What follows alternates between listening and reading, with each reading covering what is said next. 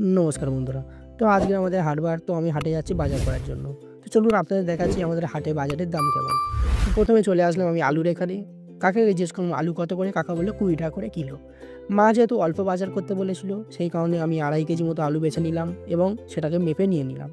তারপরে গেলাম পেঁয়াজ আনতে। হাঁটতে, হাঁটতে পেঁয়াজ দোকানে গিয়ে বললাম যে, "কাকা পেঁয়াজ কত করে?" কাকা বলেছে ৳২০ করে কিলো। আমিও ৳২০ করে কিলো বলতে ১ কিলো নিয়ে নিলাম। নেয়ার পরে আমি চলে আসলাম ফুলকপির এখানে। ৳৩০ করে একটা ফুলকপি নিলাম। আর ২৫০ কড়াই নিলাম, যেটা নিল ৳২০ করে। এটা ৳৫০ খরচ করার পরে আমি চলে গেলাম বাঁধাকপি আনার জন্য। বাঁধাকপি নিল ১ কেজি ৳২০। হ্যাঁ, এটা কিলো দরে বিক্রি হচ্ছিল। নিচে টমেটোগুলো বেশ ভালোই লাগছিল, কারণ টমেটোগুলো দেশি ছিল। তো আমি জিজ্ঞেস করলাম কত করে? তো বলল যে ৳২৫০ কিছুতেই ৳৩০ নিল না। তো ৳৩৫ নেওয়ার পর আমি চলে গেলাম বেগুন আনার জন্য। হ্যাঁ, ৳৩৫ করে আমি এখান থেকে টমেটো নিলাম, তারপরে গিয়ে বেগুন আনলাম। বেগুনটা নিল আমার ৳৫৪০, অনেক দাম বেশি। তারপরে এখান থেকে ৫০০ পটল নিলাম, যেটা নিল আমার ৳৩০ আর ৫০০ ঢেঁড়স নিলাম, যেটা আমার ৳২০ নিল। বাজার করার পর আমি বাড়ির দিকে বেরোলাম। ধন্যবাদ ভিডিওটা দেখার জন্য। আশা করি পছন্দ হয়েছে।